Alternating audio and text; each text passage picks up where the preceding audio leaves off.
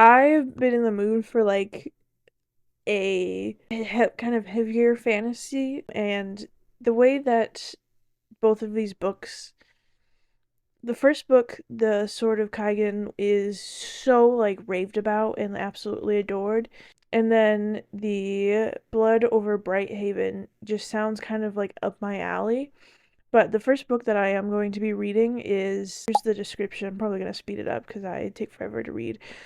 A mother struggling to repress her violent past, a son struggling to grasp his violent future, a father blind to the danger that threatens them all. When the winds of war reach their peninsula, will the Natsude family have the strength to defend their empire, or will they tear each other apart before their true enemies even reach their shores? High on a mountainside at the edge of the Kaigenese Empire live the most powerful warriors in the world, superhumans capable of raising the sea and wielding blades of ice.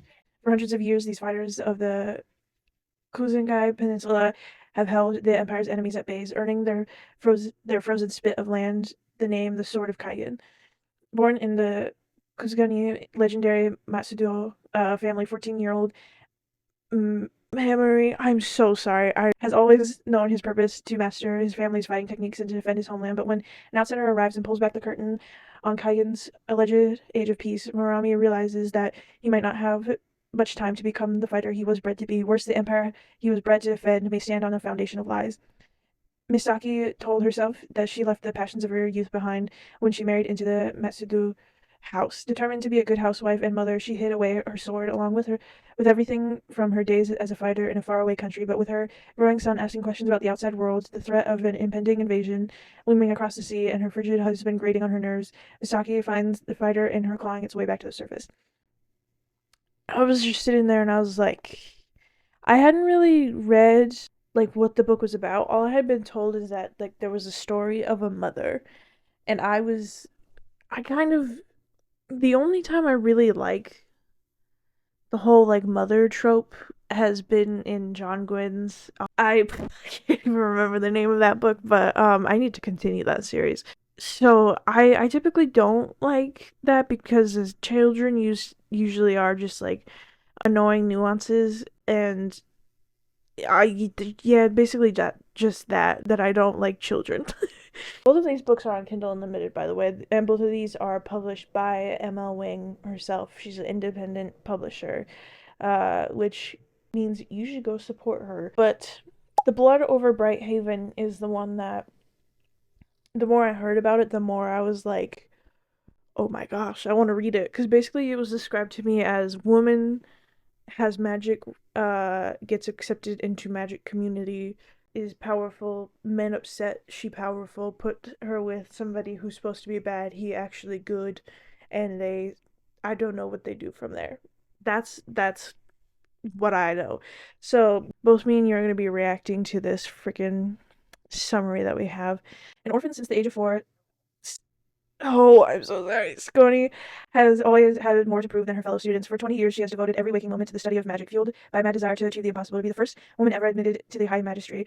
When she finally claws her way up the ranks to become a high mage, however, she finds her challenges have just begun. Her new colleagues will stop at nothing to let her know she is unwelcome, beginning with giving her a janitor instead of a qualified lab assistant.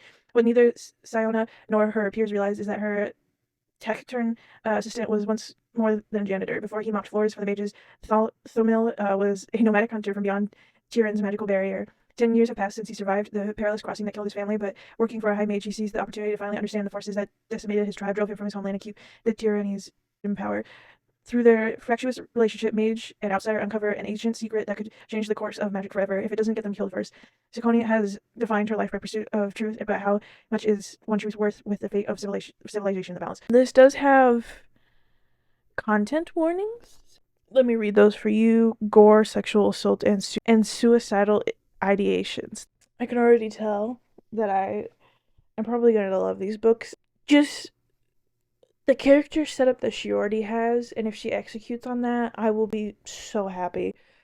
Honestly, both of these books, their plots, now that I've actually read them, summaries, it sounds really good, and that makes me very excited. She also writes book series that I forget the name of, but it's more like middle grade, I think. I already have it in my head that these are going to be good, so that might screw me over. Anyways, so sorry for this horrible intro of me being barely able to read. I also want to say to any names that I mispronounce, I am so sorry. Anyways, I'm gonna get to reading. Hello. I haven't filmed in the past 2 days, but I have read for the past 2 days. So I'm currently on page like 198, I think, or 99. And so much has happened, but like also nothing has happened at the same time. I will say the thing that is shocking me the most is that this isn't necessarily set in modern times, but it does have technology that is set in modern times, like phones, satellites, TVs, stuff like that. So let's do a rundown of everything. I literally have notes. Literally have notes. This is like my first time talking today, so my voice might be a little raspy. So sorry about that. Mamoru is 14 and goes to a school on top of a hill, where you have to climb up a bunch of steps to get to the top. On Mamoru's way up to school, we meet Kwang, transfer student, aka City Boy. We learn that Mamoru's family is infamous for making a whisper blade, an ice blade that can cut through steel. It is passed down generation to generation. Only one person a generation in the Matsuda family is able to learn/create the whisper blade. Everybody has the ability to move water and ice and form condensation into water, snow, or ice. Just basically move water. In history class, Kwang laughs, which leads to Kwang explaining how they're being taught propaganda on their spit of land, so they'll protect it and won't move into the city, and so they'll believe that they're invincible. Oh yeah, the king, at least the land that they are living on, because the sort of where they are, the sort of Kaigen part of the land, I believe if I read the map correctly that they're the closest to Rang, so they're kind of there to protect it, and they don't have any of the technologies that everybody else has except for like TVs.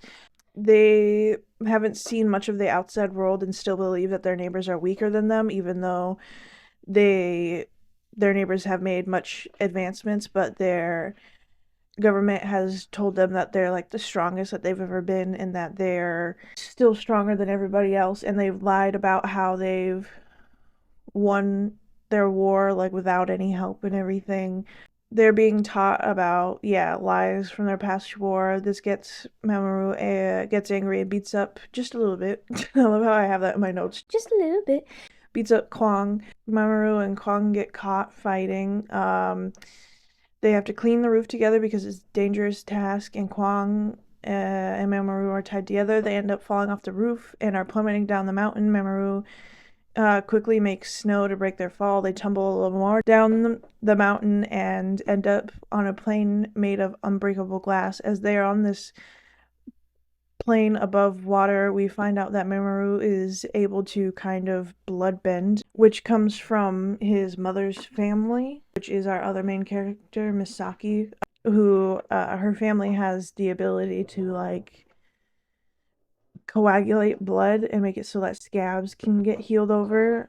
Kwang has a broken arm. I accidentally typed R for some reason. So after they scale the mountain to get back to the land, they go to blacksmiths who make every weapon for the people in the town.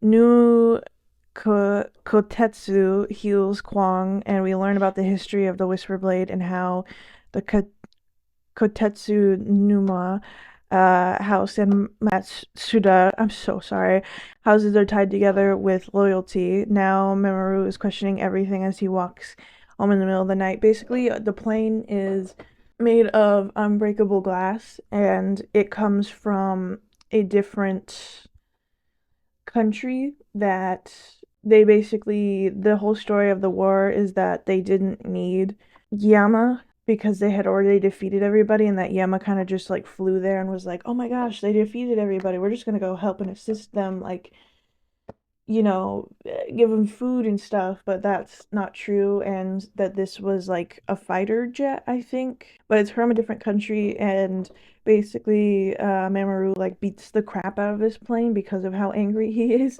because it's supposed to be unbreakable, and he's trying to prove that it isn't, because he was still kind of Is disillusioned the right word? It's absolutely not, but he still didn't believe the fact that all this stuff that Kwong was telling him about how it's propaganda that they're being told and how untrue everything that they're being told is. And so that plane was kind of physical proof of the fact that that was happening. But also, Mamoru with the Whispering Blade, he's being taught, but because of the bloodbending that it's not called bloodbending in the book, but it's believed that because he has this ability, he can't make like a pure whisper blade because of the whisper blade has to have like no impurities in it to be able to cut through steel. I wrote here, this was before I read another 100 pages. Mitsuki is a mother of 4 boys and is married into Matsuda family, but she has a past of being a swordswoman, but she has left that behind herself. Don't know how much of her backstory. Sounds very interesting. But literally in the next 100 pages, so like we follow Mamoru through the majority, actually like all of the first 100 pages, and we kind of through him learn about the history of Kaigen and basically like the different families that have like different abilities and are supposed to be like prepared fighters for if the Raganis ever come and attack their people. Misaki went to school in Yama and joined a crime fighting duo, the main guy called the Firebird. She was taught how to fight by her father, which isn't typical in Kaigen because of women are supposed to be like housewives, but she goes to one of the classes at her school to learn how to fight to protect Robin, who is Firebird, which they have like something that looks like it could form into a romance, and I'm interested in seeing if it does, like in her past, become a romance. But she becomes very protective over Robin, who's the main guy. He has like a sidekick who does illusions. He does fire and sends up like fire signals. But in Yama, women are taught also how to fight. At the end of class, people are like, the teacher picks somebody to like fight, and the person who's picked chooses their opponent. It is the son of the fight instructor, who is like basically the best of the best. She loses because she's not used to this fighting style, and also he's like much faster, but because of her techniques and her unwillingness to give up, the fighting instructor basically pulls her under his wing and is like, I'll train you, even though he doesn't usually train first years, which is what she is. Mamoru tells Misaki what Kwong told him, and Misaki tells him the truth that they are being lied to, but not to tell anyone else. Mamoru goes to her, and basically she was up with her baby, her youngest child, and Mamoru finally gets home in the middle of the night, and he's like all beaten and bruised, and he tells her like, hey, you've been to a foreign school, like, is this stuff true? And she's like, instead of just being like, oh, don't believe any of that, but she basically tells him, yeah, you know, don't repeat it to other people, but yeah, we're not being told the full truth, and things are different outside of here. I should also mention that Kwong has like a phone, and that's why he's able to like show physical proof to Mamoru that there's like other the war that they had didn't go the way that they thought that it did. And then the plane is another added thing to it because he was like, oh, maybe Kwong edited those. So after that, Mamoru sees he's hanging out with Kwong building these towers. While he's building these towers that are supposed to be able to like give them internet access or like signals. His father is like a constructor, so Mamoru sees his father. They're walking up, and his father tells him like, "Hey, basically, we need to go home because your mother got this urgent letter," and it's like her brother telling her that they should go on like a vacation because of the horrible storms that have been happening, which is weird because where they are up in the mountains, the storms wouldn't affect them because they're higher up than the ocean levels, and also the ocean has been very calm where they are, which is unusual for the fact that like a town over was getting these horrible storms. But Mamoru sees these on the television, and they're showing like old photos, and the reporters are talking about how they're not allowed to like go in because they're being protected, that they're not allowed to go in and show like these storms because it could be hazardous. Mamoru basically says this while his father is there. His father doesn't like this, challenges him to a fight, beats the crap out of him, and then Misaki like almost goes in and attacks him because he's going to try and like hit him in the face again. And so she like steps onto the mat and forms like claws with ice around her hand, which is so cool, by the way. But she steps back, his father leaves, and she basically shows Mamoru that she is able to fight, and that she tells him that she has a crime fighting like past, and or not that she has a crime fighting past, but that she knows how to fight and was trained in school to do it. And also something that was so cute is that Mamoru, because it's like seen as like shameful and a bad thing for women to be fighting, she's terrified that he's gonna be like, oh my gosh, that's so repulsive. But he's like, I think that that's cool. That just means that I have two like cool swordsman parents, and that just makes it so that I'm gonna be a better swordsman. And it's so cute because you can see the way that she starts accepting like her children, because she talks about her discomfort of having them, and like how much they're like their father and how cold he is. And she finally starts being able to see like herself in her children and seeing that they are good people. And it's so cute to watch that and watch her like have confidence in the fact that she isn't just like, she's finally having joy that she was promised for becoming a housewife, because she was never like disillusioned that she was going to become one, even after she left her school. I just think that the relationship is really good. You remember how I was talking about how I was like, I don't know, kids can be annoying. I love the fact that it's a teenager, because that makes it so much like nicer to read, because they're like almost an adult and they have a better comprehension of the world and aren't just like being really annoying.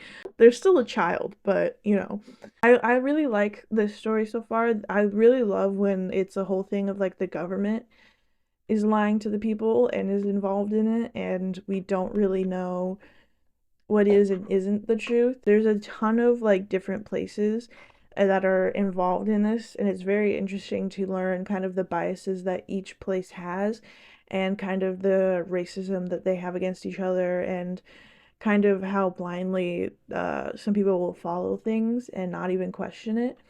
Yeah, that's basically the first 200 pages. It's a lot, but just so you know. Hello. What has even happened? I'm now on page 300. A lot has happened, actually. Like the most action in this book has occurred within these last 100 pages. Like the rest of the book's been interesting, but these last 100 pages, everything has happened. So you remember how Misaki got a letter from her brother? I don't know if I specified that it was her brother, but it was, talking about the weather and how it destroyed things. Well, she got another letter from one of her old schoolmates, that literally straight up told her leave. And the person, one of her old schoolmates, was a part of, I think, the crime fighting duo, if I'm remembering correctly. Listen, I'm tired, and I read that last night. But she tells her husband this. He's like, well, she's Raganese, and also if we leave, like, then we're like cowards and stuff. And I was like, okay. I think it's called the Fanley. They can create like wind tunnels with like three people and make tornadoes, and they come into. We're on like a peninsula, so they come in like a tornado, and or wait, no, hold on. Misaki, after she tells her husband, he's like, no, we're not leaving. So she runs away from him, like ice veins him, and then tells him that he can't move or use his powers, otherwise it'll cause damage. Because basically the whole like bloodbending thing is they can like freeze like blood in critical parts of the body too, like a blood needle is what it's called. And then she freezes ice on his door. He tries to get everybody to pack their stuff and leave. As she realizes that she's probably going to have to kill her husband, otherwise he's gonna follow her. She's going back to go and do that, but her brother-in-law, her husband's brother, the oldest at the house, comes home and it's like, what's happening? Because her husband breaks through the ice. And then, as everybody's about to have a standoff and she might die, that's when the Ragonese start attacking with their wind tunnel. And basically, they destroy the entire town below. All the families, there's like 48 people. They send them to like the right flank to cover in case they try to get through. It's the craziest thing to because we're following Mamoru's perspective, and not only has his mother, who's dealt with this type of people before, or like watched how they create like the type of stuff that they do, the powers that are shown off in this is so cool. Mamoru's dad has like ice needles, and he shows his power by killing the people within the tornado when, nobody else can really get anything through it. He creates like these needles and pushes it through those dudes' hearts. And then a bunch of guys died. The sensei dude dies, which made me so sad. There's a lot of death that's unnecessary, but it's a war, so I don't really know how much of it's unnecessary necessarily. We also cut to Misaki back at the house. She tells to go and hide with the children, and she's very reluctant to go do that. And Misaki basically very brutally kills these dudes, and they just keep coming. And we ended off with there's two different uniforms. The people in yellow uniforms are like just like regular soldiers, but the ones in black are like their best fighters. And we ended the chapter with Misaki now facing one of those. And Mamoru's father is racing back to try and protect him and the children, or not him and the children, his children, because he thinks that there's nobody there to defend them. He doesn't know that Misaki is, a fighter and everything. And then Mamoru discovers that his uncle is like fatally injured and he can't even use his blood powers to like fully stop it. And so basically his uncle tells him, go back and protect this blacksmiths up on the hill because they hear like screaming. So he does. So he's basically leaving his uncle to die. Like I said, a lot of action, and it's really good. I'm very interested in seeing Misaki kind of, because she talks about how she's not as powerful as the Matsuda family, and she talks about how she's like weaker than her own sons, but she's like an incredible fighter. But she also talks about how since she's older and out of practice, she doesn't have this skill, as much skill as she used to, so she kind of plays dirty when she fights. Very interesting. I'm gonna read probably a little bit more. See you next time when I update you. Well, I haven't read for like the past 2 days, so this book has made me cry more, probably the most I've ever cried at a book. I haven't been this emotionally devastated by a book in a while. So we follow them throughout the fighting, and we discover that Misaki is fighting like a ton of people, and towards the end of it, the Fanya like basically sucks the air out of her lungs and she goes down. Well, Setsuki, okay, hold on. And then Setsuki comes out into the open and is like, oh my gosh, like I thought you were dead, because Mitsuki was passed out on the floor from getting the air sucked out of her lungs, and she's like cut all over. And there's this man who was debilitated at the beginning of the fight but wasn't killed, and he comes over and he throws Satsuki through the wall and then grabs Mitsuki and like slams her to the ground, and her 5-year-old son Hiroshi stabs the man through the throat and kills him. And then they hear planes and stuff, and Mitsuki's husband, Mamoru's dad, gets back to their house, and they have to go running to the bomb shelter. And as this is happening, Mitsuki's carrying Satsuki, and she realizes that her friend, I forget her name, that she's not there amongst everybody else. So she goes running back, and she goes into her house and finds her being R-worded, and she kills that man and finds that her friend's son was murdered and her husband died. So this poor woman's going through so much. And then they get to the bomb shelter and they realize that Mamoru's not there. And this is the part that had me shaking and crying. It was just pages after pages after pages of pain. That's all that this book has become after like 350 pages is just pain. It's just pain after that. Mamoru goes to help the blacksmiths, and he gets there.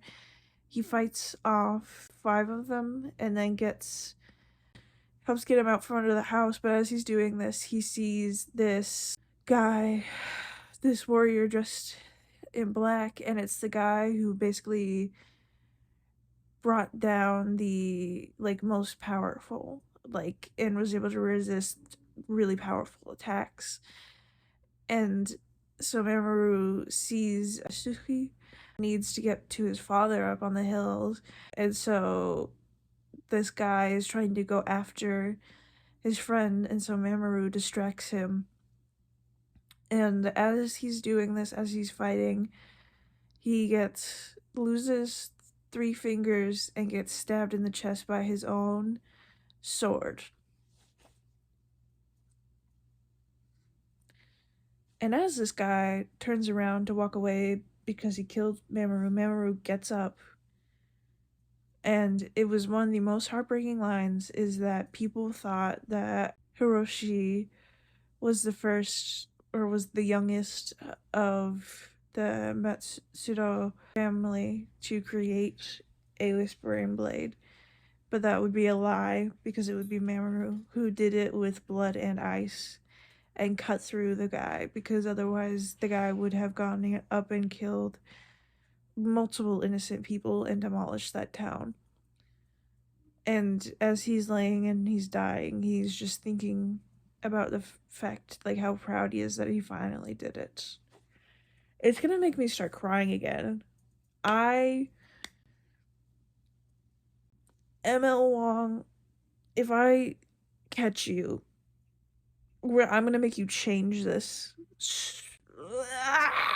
After they come out of the bomb shelter and Mitsuki finds him, and the little brother's shaking him and saying that he's not waking up, and Hiroshi realizing that he's now the heir to the families because his uncle and older brother died. Why did this have to become, I understand it's a book about war, but why did this have to become so devastating? I was just sobbing.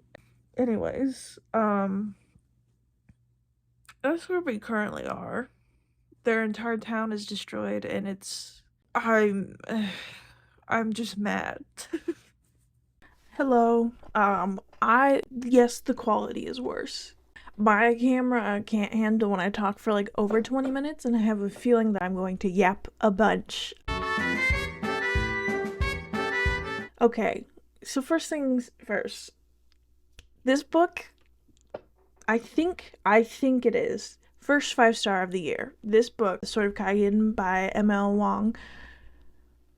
First 5-star. Also, The first book that has made me sob this much. I've cried at books, but I haven't sobbed at books like this before. I think the last time I left you off, I talked about the reason that this book made me cry, and it just continued to make me cry out even after that. Apparently, Emma Wang is sadistic. She really loves torturing her readers. For anybody who wants to read this, you should be warned that this has mentions of miscarriage, abuse, child abuse, sexual assault, and I think my video will get taken down if I say what the actual term is, but self-exiting. This book has a lot of very dark topics and talks not in full detail of like the fights and stuff, but it definitely does describe some of the gruesomeness, so be warned about that. This book is like, yes, it talks about war. It's mostly that. Like, it's mostly a family going through and experiencing war and having their government lie and not being able to do anything about it. This story is so sad. It makes me so angry. Okay, also, if I miss points, I'm so sorry. Let me pick up from where I left off. I'm an iPad kid, so I have notes. I wrote down things that happened, not like actual notes, because I don't have the brain power to do that. Misaki's brother and acquaintances, like the army from her family, we learn that her family is able to, like, those guys get sent down there to help after they've gotten attacked, and he is coming there to kind of help the people of her village before the military and stuff gets there. We learn that they do have a power of like blood bending. I forget specifically what it's called, but they don't call it that because it's not one of the bad things is called like blood puppetry, where you're able to control it in other people's bodies and make them move and stuff. We just discussed more at the end of this book, but we'll get to that. If I don't, I'm sorry. But the reason that her father is still able to move around as much as he does, and also this gigantic sword that they're able to actually use it and put so much force behind it, is because they're able to like move the blood in their bodies so that it like they don't cramp, and they basically have like a blood frenzy where they can just keep on going because they don't feel anything because they're constantly moving the blood around in their body. So Misaki's brother comes and warns her that the government is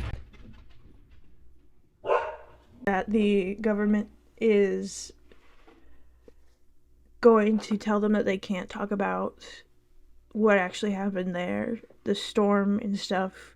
They're supposed to call it a storm, and that they aren't going to actually give them aid or anything. So the government does finally show up. They take all the dead bodies, the Kaigen warriors, like the mothers and children, all the warriors that died, and also the Fanya, who are the warriors that were killing these mother, children, and all of these warriors, and they take them all and they put them in this like little tent thing, which we discovered later why, but there's an outrage at that, and then they put them in a pit, all of their bodies in a pit, and light it on fire. Misaki's husband, Takaru, I'm so sorry if I'm mispronouncing anything, he kind of lets it happen. They basically honor their dead, and the priests hadn't gotten there to like release their souls, and they also wanted to like have marked graves for it. We learned through Misaki's perspective that they basically are burning all of the bodies. They say because of like disease, but they're actually doing it so there's no proof of the fact that there was actually like a sword fight and not a storm, because the injuries, if you were to look at those people, are very different from what would be a storm. So Misaki challenges Takaru to a duel, and through this he confesses basically everything and the reason why he's so emotionally unresponsive and not there. He goes into the mountain instead of dealing with his emotions because of his mother's death, which led to his father abusing him, and he would go into the mountain where there was just cold quiet and he didn't have to feel anything. So that's kind of how he lived his entire life. He didn't get close to Misaki because he grew up with his parents fighting, and he didn't want to fight with her and have his children go through that. And it's so everybody's story in this is so sad, but they are now, Takeru and Misaki now have an understanding of each other, and they basically have this whole like really cool fight scene where the Whispering Blade cuts through Shadow's daughter, which is like impossible for anything else to cut through it, because it's the glass is supposed to be unbreakable, but the Whispering Blade is supposed to cut through anything, and so she basically challenges him. He does it. She fought him basically so that he would realize that he needs to step up, because he's the leader now of this village, because he is the head of the family since his older brother died, and also people look to him because they always have, because he's one of the biggest like Theonite, which is what the people with powers are called, like powerful bloodlines descending from the gods. That's what they're called.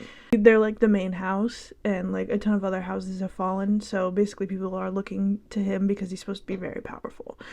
And so she makes him realize that, and also that he needs to kind of look after his family. And so this all happens on the mountain. As they're coming down the mountain, they see Kwang like coming up to them, but they also see another guy, and Kwang gets to them alone and is like, what happened? Because you guys are all ruffled up.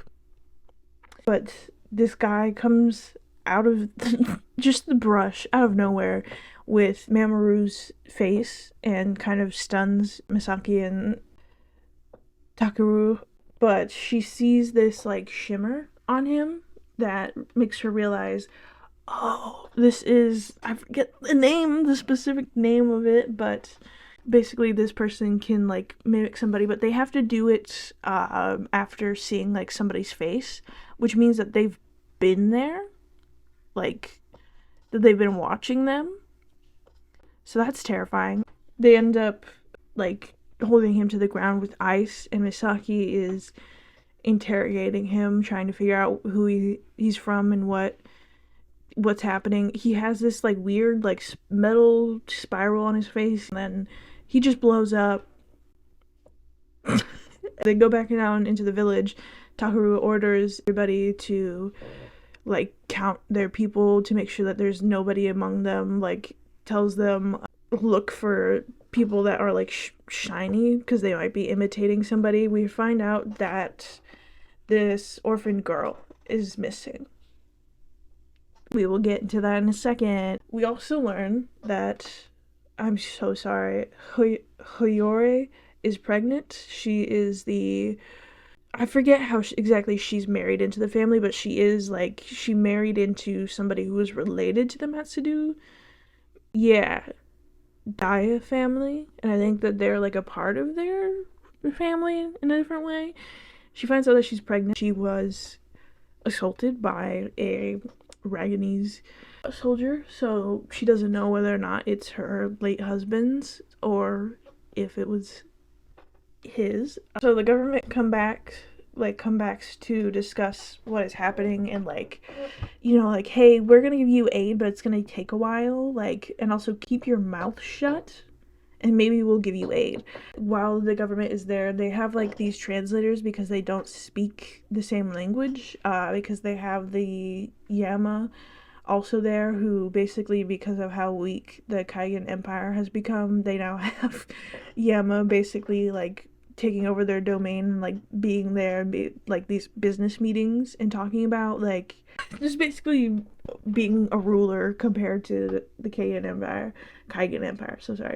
So Misaki like corners this young translator who like doesn't know that who Misaki like actually is, and she kind of is just like, I'm so worried, like I don't know what's gonna happen to me and my family, like if you could just tell us what's like actually happening, then maybe like, I know how to better protect my family from so that's gonna happen.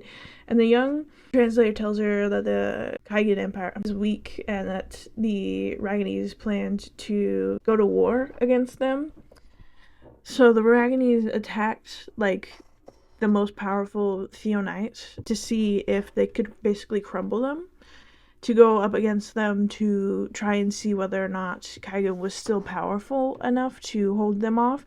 And basically, and by holding them off, they proved to the Raggedies that they were still able to hold them off, and that if they came to war against them, that all of these Theonites would demolish them.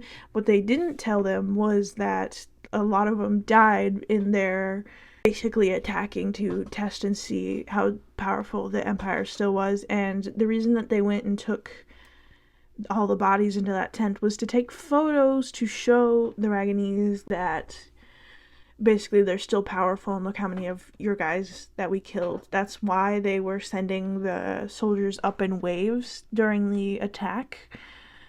So that's crazy. That's crazy. Basically, they saved their empire by holding these people off, and they're like one of the last like really powerful houses. He declines aid because they're basically undermining them, and they would put like their own government power in, and it'd be admitting that they're weak, and they don't want to do that. Takeru is really good with numbers and also just like knows the towns really well, so he comes up with a plan to rebuild without the aid that the government is basically like telling them how thankful they should be to have it. And so he goes, oh, just keep it, like we don't want to take any soldiers from your war that you're fighting, and the aid that you're giving to everybody else, we can take care of ourselves. Which honestly, towards the end of this book, love this man. We also got a perspective from him during the fight. He's kind of been a mysterious figure this entire book, and then right at the end, she was just like, you're gonna like him now. And I do, so good job. He comes up with a plan to rebuild. It works out, but Hiyori gives birth, but died at her own hand. The child isn't Akashi's, is Funyaka. So it's the soldiers who assaulted her, that's his child. Misaki protects the child and sends the child to the orphanage. The child is a reminder of what happened. Basically, Misaki like makes it so that the men don't kill this child, but the child has like a mark from Hiyori trying to kill the baby, but she ended up choosing not to. I knew that this was probably going to happen. It doesn't make it any less sad and hurt less. I just wish that it wasn't the storyline that she was given, you know, because throughout the entire book she's seen as this very innocent kind of figure and kind of dull-witted, and then this happens to her and she's just... I wish we would have seen more of her character, you know, kind of how we did with Satsuki, but also just because you know by the way that she was described how the light was going out of her eyes, how she didn't think that she deserved to even mourn her husband because she was ruined. It's such a heartbreaking storyline, and I really wish I could give this character a hug and just like shake Misaki to like have her move in with her and like just give her more recognition and time, because she was living in a hut by herself. Like, anyways, let's move on. Robin, y'all remember him? He comes to visit Misaki and talks about the attempted assassination of Misaki and Takeru. He tells her that basically the dude who blew up and the people who took that one orphan child, you remember her? They're called the Grey Robes. Or at least I didn't see any other name. If that's not it, I'm sorry. They kidnap like powerful Theonite children, like people that are above average, like powerful, from normally like the parents and stuff whenever they're like not looking, which is terrifying. And he says that he believes that they might have been trying to like kill the Takeru and Misaki to try and get one of her children, but it didn't end up working. But the girl who did get kidnapped, she was like significantly powerful. The leader of the group is literally, I literally put this in my notes too, raising the army of above averagely powered children. And it makes me think that this book isn't just going to be like a one-off or a standalone. I hope it isn't. Because I'm very interested in these children, in this whole town. I'm interested in this entire world, the way that it has technology and stuff. Robin tells Misaki that Takeru invited him. Satsuki flirts with Robin, and Robin has a child named Daniel. Tells her about, is it Elaine or Eileen adventures and how they both have children. They're not together though. They they didn't get married, neither of them, but they both do have children. They're kind of just like part of Misaki's past in a way that she's in like a storyline to show like how different she is from her past self. But Robin, because he stumbled into richness, which is the reason why Misaki, did I ever say that Misaki was trying to marry Robin, but her father set her up with Takeru because he didn't believe that Robin was actually going to settle down and be able to protect his children while Takeru would. Robin, since he has money, he donates to their little town. He donates money to build roads, an orphanage, and cell towers. This man just said, "Oh, I see you've been building like a little infrastructure. Here's everything for that infrastructure to hold it together." Everything's not as traditional. Takeru wants to send his children to the school that Misaki went to because she knew so many things of the outside world, and he doesn't want his children to be ignorant like he used to be. And since they're not allowed to talk about the tragedy, they, instead of writing prayers down on paper, they put it into ice and let it melt in the pine trees where the bodies are. This whole book is just crazy. We start off by seeing this very ignorant town in this peacetime, and then we end with this town that realizes the horrors of their government and have experienced so much loss and not able to talk about it or grieve openly, and having to hold that grief, but knowing that everybody else is going through it and learning that their government doesn't truly care about them. I think Takeru's, like, I wish that we had more time. As much as this book is like 630 pages, I wish that we had more time with Takeru and Misaki's relationship, because it's just kind of there at the end, and it is really nice to see them come together, unfortunately after Maru's death, but it is definitely something that causes for them to have that fight and for them to be pulled together finally, and for him to reveal everything after 15 years of being married. Mamoru's whole storyline is so heartbreaking. He's 14 years old and he's lived his entire life in peacetime. He just barely learns, like a couple months before this attack, about what the government actually does. His father even feels bad for making his son defend his words in the dojo, and how horrible he feels because he now realizes that his son was right and that he fought him for something that was true and that he was just ignorant of it. And it's such a crazy thing to read because I love the psychology of these different towns in this world, of ones that are traditional and ones that view men and women. Oh, there's also sexism in this, warning, and slight racism, warning. The way that we have different people, different levels of ignorance to what's actually happening on the outside of the world, and the way that it's so hard to convince them of something that they have never gone out and seen outside of their world, and how they live so peacefully in this mindset, and that it takes something so jarring for them to get out of it. And this story, like I said, truly feels like a family and grieving story, because it talks about Misaki maturing and realizing that so many different things about herself, that she can love her children, that she can see herself in them, and that she doesn't, she's not happy in her life, but she can find happiness in it. And also that the whole reveal of her and Takeru's relationship and what he has actually been like, and just the way that he's dealt with things in his entire life. Also, Setsuhi's also an amazing character, and the way that she deals with her grief after losing her husband, where she, mourns him, but in a way of love, of, he died doing what he loved.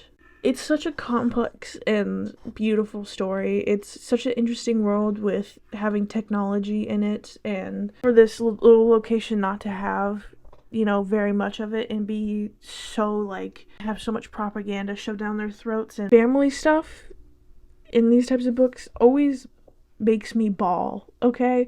Just the fact that she holds her son, it's gonna make me cry now. And just because of her own anger, she thinks that her son's spirit won't leave, and she thinks that she's being haunted by him in her dreams because of her, because she's angry and she can't let go of things, and because of her own grief and anger, and that she's a wicked person because she wasn't able to love him the way that he deserves.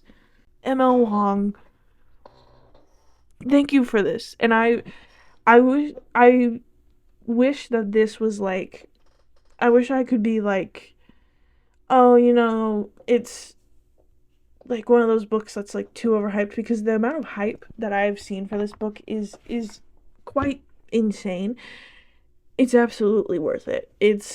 And listen, maybe you won't like the style of or world that it's set in, or the way that the book is kind of paced and set, but the story behind it, the characters, everything is just there's faults to it, of course, but in the end it's so good that it's hard to hone in on those and concentrate on it, or even really remember what the faults are.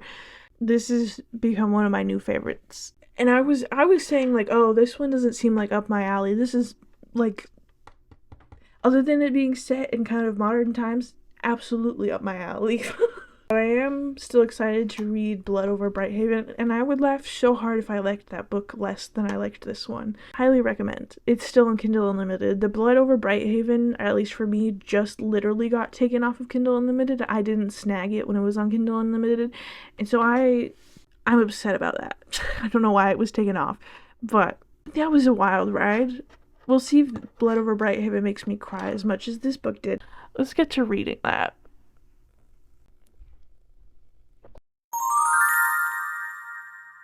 We start out this book following this group of, I don't know the word for it, but they are the last of their race, and they are running away from the blight, which is this white mist thing that strikes out and basically shreds people, to get to this land where it's basically always summer and or fall and stuff, and warm, and there's no snow like there is on the outside.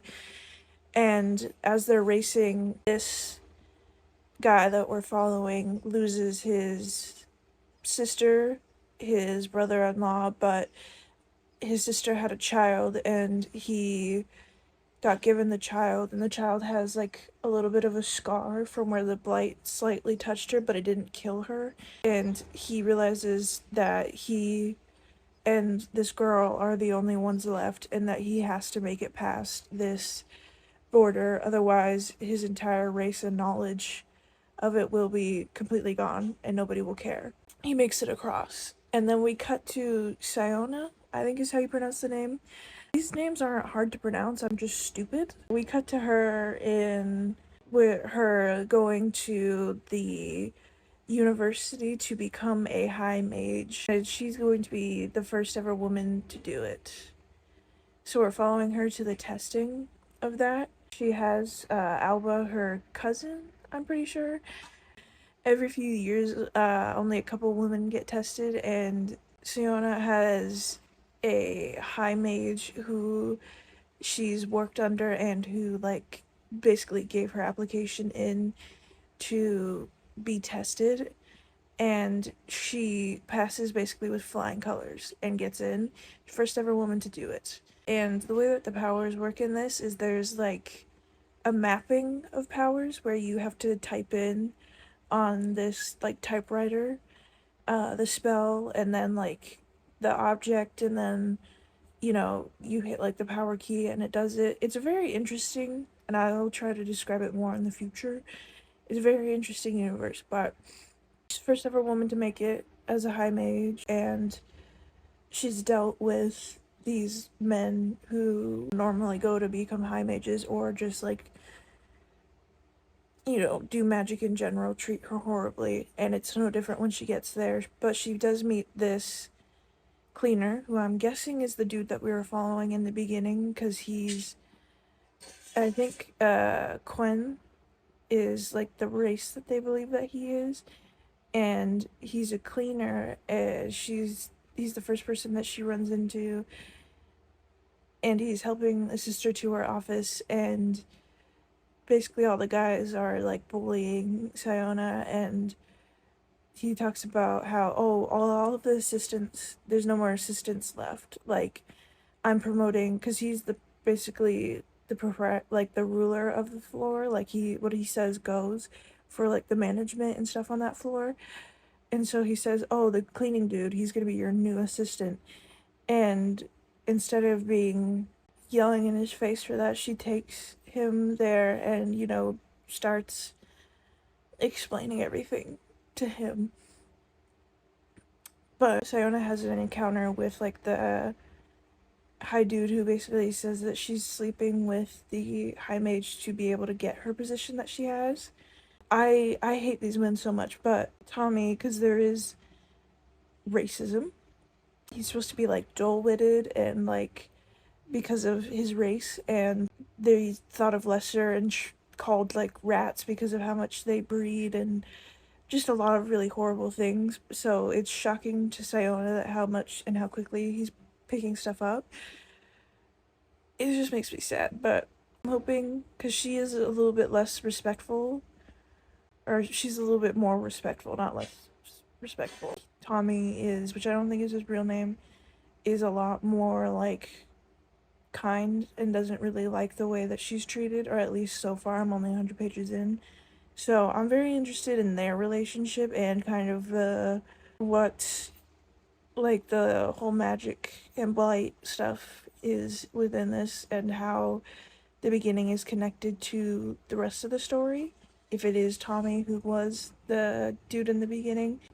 Oh, they're working on expanding they have like this little bubble that keeps the blight out. So they're working on expanding that, and that's the whole reason that Siona was even brought in, is because they needed like better mapping people to come in and do that. But the dudes are saying like, we have to give our like presentation for it, and then that person gets picked to do it, and they're all like, she's not gonna do it, like she's gonna be serving under me, like, and helping me do that.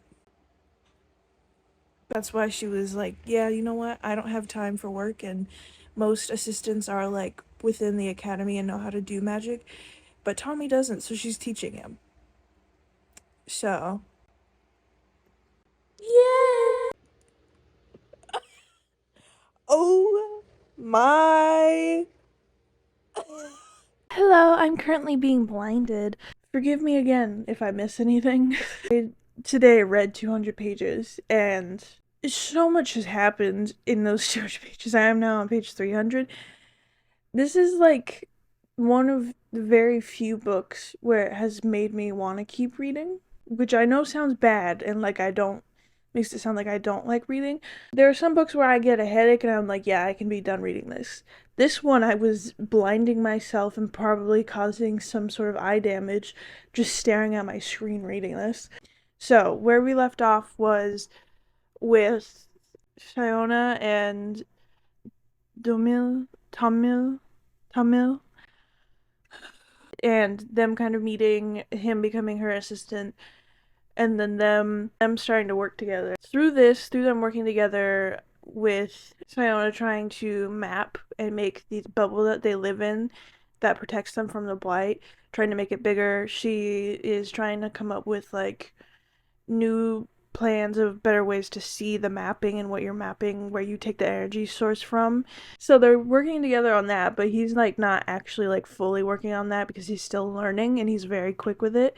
While they're talking about this, she learns about his religion, which is basically he has multiple different gods. He has, multiple different things, and he talks about how he can't believe theirs because basically, if even if you have good intentions going into something and it ends up ruining somebody's life, it doesn't matter if you had good intentions going into it. It's the fact that you know, harmed somebody else by that intention. That the my brain, I can't think, that even if you had good intentions, you still messed up somebody's life, and that you're weighed by how much you've actually helped people and not just your intentions by which you were going throughout the world. So that was very interesting, and I love reading about in this, especially because there's a lot of talk of religion and gods, especially in the past like 200 pages of the difference between the Tyran and the Quen, who are like multiple different tribes outside of this.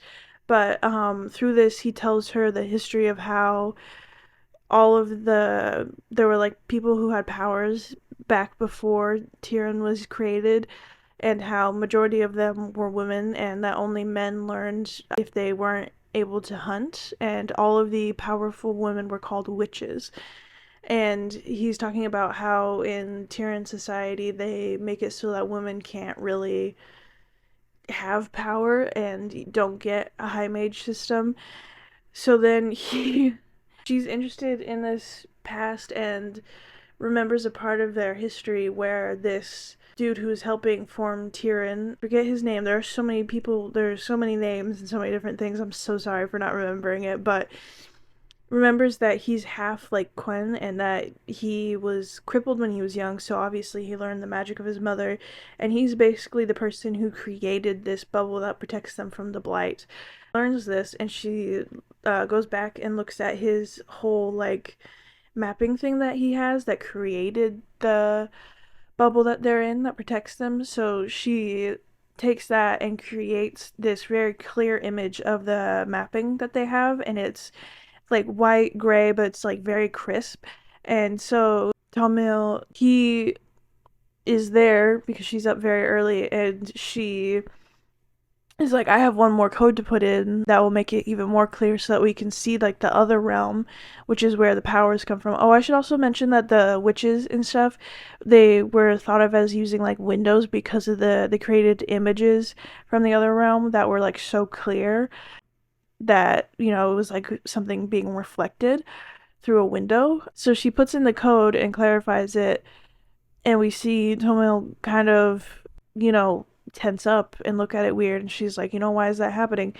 And he's like, put in like, use the energy there, and like put in the little code and use it to like burn something, because that's where they get their energy sources from, this other realm. He does, and he picks it up and throws it, which you will understand. What he saw was not this other world that they claim that they're taking their magic from or getting the magic from. They have been killing the Quen with the blight. The blight is the source that is the light that takes the energy and allows it to be converted into whatever they want, fire, whatever. And he sees the white, and it looks exactly like the blight that killed his brother-in-law, his father, his sister, and scarred Kara. And so he picks it up and throws it, and he tells her, this other world that your people have been saying is Quen. You're killing people with the blight you're killing them, and their life is the energy that you're using, or the plant's life, or this animal life. That's the energy that you're using to power all of these thousands of things in your city, and you're doing it without repercussion, and my family has died because of this. And obviously, Siona is like, that's not true. I mean, it's not true at all. And so they get in this very big fight. He like puts this it's not a gun, but it's basically a gun to his chest, and he's like she's holding it, and he's like, kill me right now, if we're so useless, if we deserve to power, because she says, like, maybe you deserve to die because that's divine power, which is messed up, and she says it out of anger, but still, it's like, he's like, do it then. I've served you enough. That's all that Quen are good for, right? Is just for serving you. And then I've outlasted my use, so, might as well kill me, because that's what your people do when we're not of use. You throw us back out into the blight, or just, we're injured, you just throw us out of the barrier that you have into the blight. And so, Siona goes back and tests it, and she finds this person on this beach, and she's like, it looks so real, but she's still kind of delusional, because everything that her faith and everything that she's learned and everything in her career would mean that every time that she's done some sort of spell, she's killed a person, because she's using the energy. She has killed multiple people just to get into the high magistry. She tests it, and there's this woman on this beach, and so she's like, the blight's not gonna like actually kill her, and she types it in. This poor woman gets like, blight like cuts you into strips, right? And it's like halfway up her body before she like rips it out, and like there's a little bit of an explosion, but she can still see, and she sees that this woman's dying while being held by her family, and realizes this is real, this is very real, and she starts screaming until her Professor Brigham comes and is like, sometimes there are curses set into these machines, and that's probably what you and your assistant saw. And she was like, and I was very proud of her, because she was like, she didn't say it to him, but she was very much like, that's not true. That's not true. She goes home and she's freaking out, and we get a perspective from Tomil of him talking to his sister and telling her everything, and, or not his sister, his niece, and he's telling her all that they discovered, that basically that it was the doing of the Taran people, they caused the blight, and that they built this system, and how much their lives truly meant nothing, that the people that they loved died maybe just to run a light or move something, levitate something for a couple minutes, and that's it. Craziest thing is, we don't know yet why Tyrion did this, why they built this bubble, and we now know that the Academy is like, through their spells, are the ones that are making the blight happen, so we don't know why so far, that why they've created this and why they made the blight exist. Basically, everybody thinks that Siona is like crazy, because she's like, freaking out because she saw somebody like basically get shredded apart, and she realizes like her whole reality is like crumbling around her. So obviously she's freaking out about that. Like, as much as I am like, I love when there's a romance and I like their relationship, it just feels like it should not exist, because it feels so toxic. The way that she just like calls him smart for being a Quen, she degrades his people and his kind of experiences, and talks about how he's smarter than everybody else, and how he's, quite unique for one of them. Like, the way that she just talks down and like fully believes, it's like the opposite of what we were reading, like the opposite perspective that we were in the first book. In this book, it's her being, like, oh my gosh, like, my government would never do that, the people that I trust would never do that. But with sort of Kaigen, it's like, yeah, they're horrible people and they're lying to you, but are you gonna fight to protect people? Like, so this is just like a kind of a flipped situation of her not wanting to accept the truth that her like whole life has been a lie, and that she's been murdering people for energy. That fact that the people who are treated so horribly in horrible like housing, and can't get like actual like professional well-paying jobs, they're kept in lower classes, their crimes that are committed against them are lesser for basically anybody who's Tyrion, and how if a Quen commits a crime, it's literally like they're gonna get killed because of it. And the fact that if they're not able to work for them, they just throw them back out. Sayona, like, basically after talking to this doctor guy, because she was like hysterical, she goes to Tamil and his like apartment. His niece comes back and tries to kill Sayona, but Sayona's plan is to go to Brigham, the like high magistrate that she trusts, to tell him about kind of everything. And she goes there and she brings like his favorite muffins and apologizes to him. He's lived in such like a bubble her entire life and been focused on like getting into the high magistracy her entire life and hasn't really looked outside of herself towards other people. And it's, you know, I love the fact that she talks about how prideful she is and she's not fully ashamed of it because it got her to where she is.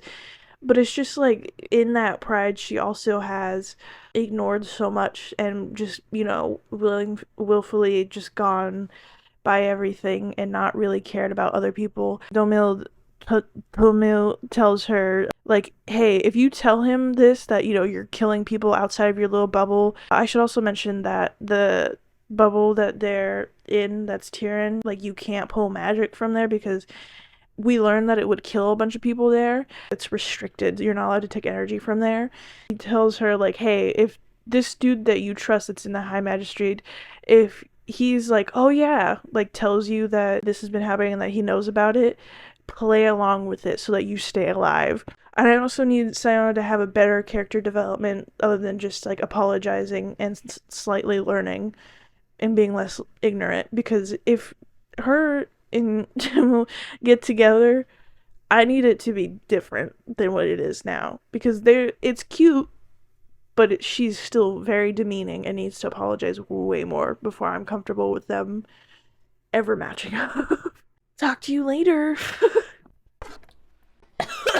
I look like that one prince from Shrek. It's been like since page 300 since I last talked to you. I've read like 222 pages since I last talked to you. So I rated Blood Over Brighthaven by Emma Wang 5 stars.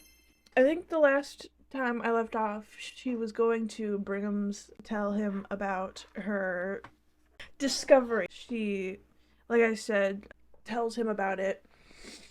He's excited because he's like, this is gonna be great for your like little presentation that you're gonna have.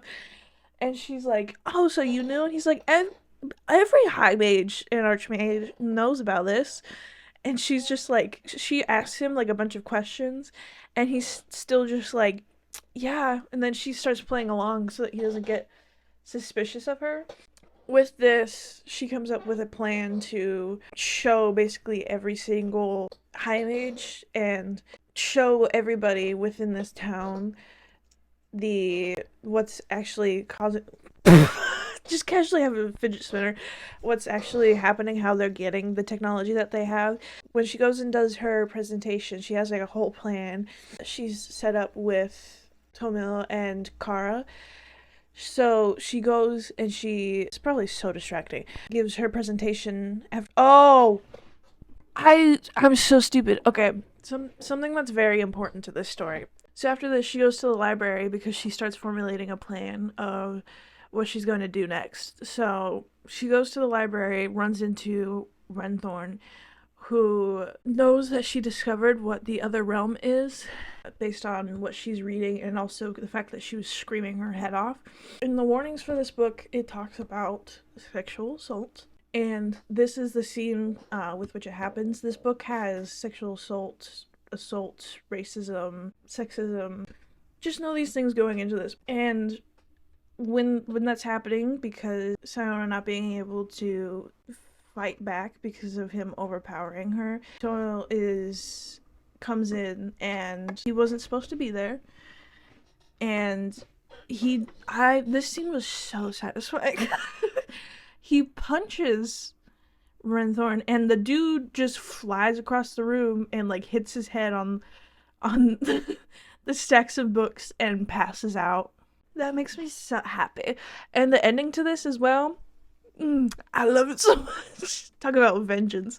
We also find out a little bit later that the reason that there is only male cleaners on the fourth floor where all the mages are is because of Renthro, because he would assault the female maids that were Quen, and because he's Tyrion, he didn't face any charges because of it, because the Quen are thought of as lesser, and if you murder or abuse them, you kind of just get away with it.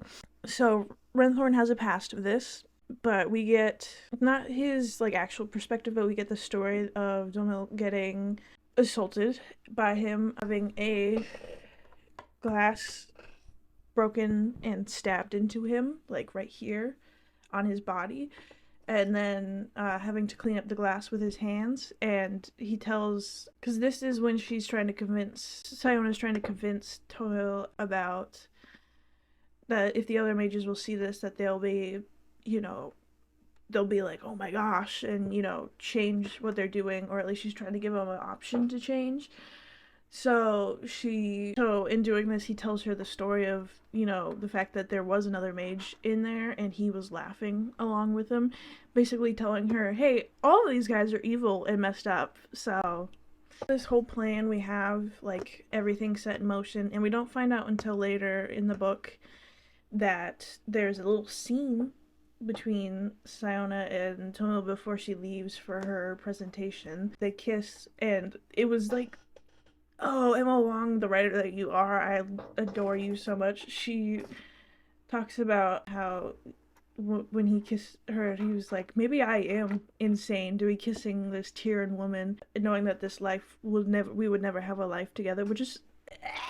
She leaves him with something that we discover at the end of the book. And she gives her presentation, and she's doing this, and you can hear some of the mages didn't know about the other realm, and that it was actually the Quen outside of the barrier, and that they were the Blight. She shows them a full color of the mapping and all of the they start freaking out, and they're like, oh my gosh. And so she starts telling them, hey, we can use basically the plants and stuff. We don't have to keep killing these human beings to get the sources that we do, because now we can see everything in full color. And they're just like, no. And they're already like, how dare you bring this super realistic thing into light, And so she's like, okay. And she types another thing, and basically what she does is she makes it so that every single magical thing within Tyrion is going to broadcast showing what the Blight is and what's happening outside in the world. Everybody starts screaming and freaking out. She gets tackled by 4 guys and gets thrown in a jail cell. The world outside is going crazy. The Quen are having an uprising because obviously they recognize the Blight and they realize, hey, that's our land. She gets visited in her cell by Alba, and Alba's like, how selfish can you be? She talks about how they earned their right to be with, to use this magic, and that the Quen are evil and decided to not have it, which is crazy statement, because the Tyrion were basically like, hey, you know how you guys have gods and stuff, we want you to renounce them and come with us. Oh, you don't want to do that? All right, here you go, you're dead.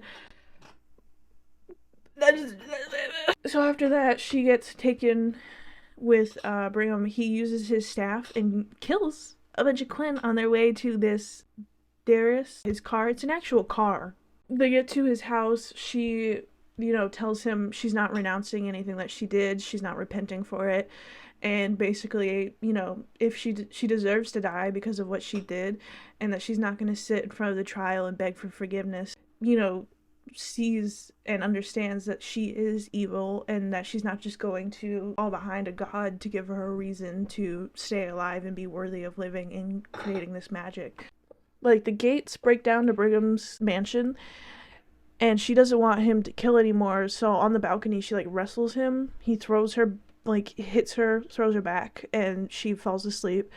And it's so sad, but also I love it so much, is she wanted this. She wanted to see a break in him. She wanted to see him falter, not be this self-righteous, sweet-talking, charismatic person that he always is. She wanted to watch him kind of break because he was doing these evil things, and so she wanted to take the righteousness out of him. But I'm not going to be able to do it. It's full justice. I fully believe that you should read both of these books, even though I have given spoilers in this. If you haven't read them, I still think they're worth reading, very honestly. She goes to this trial. She doesn't renounce anything that she says. She tells them how horrible they are, and she gets taken out of the room. They vote. They say that she's going to be put to death. There's this little, like, not clear liquid, but it's like whitish, and it basically numbs you, basically puts you to sleep, so that you die without, like, blood being shed and really painful. And she laughs at that, how ironic it is that they don't want to be put to death in a bloody or painful way, but yet they'll do it to get the magic to run their city for their own selfish needs. The whole commentary in this book is really good. So she sips that, and they're like, what are your final words to, like, the world and everything? And world around her, like, starts rumbling, and so she starts laughing. So he goes, what's so amusing? And she says, those are my final words. And he goes, what?